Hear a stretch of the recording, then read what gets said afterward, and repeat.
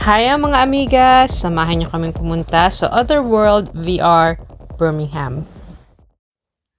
So, ayun na nga, dumating na kami sa Otherworld. So, virtual reality game siya na very high-tech yung mga facility nila. Yun yung bar and yun yung waiting area.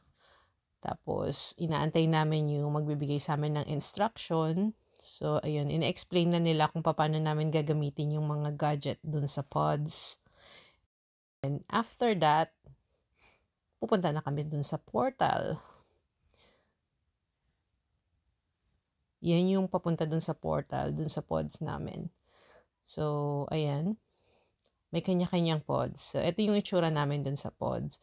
So, wala kaming video nung naglalaro. Papakita ko na lang yung app. Taylor Swift yung pangalan ko. So, mag-check-in muna kayo. Yun yung merong QR code para ibibigay nyo dun sa receptionist. So, ayun nga, maraming pagpipilian na games. Kaya dapat aralin nyo na kung anong gusto nyong games para may idea na kayo.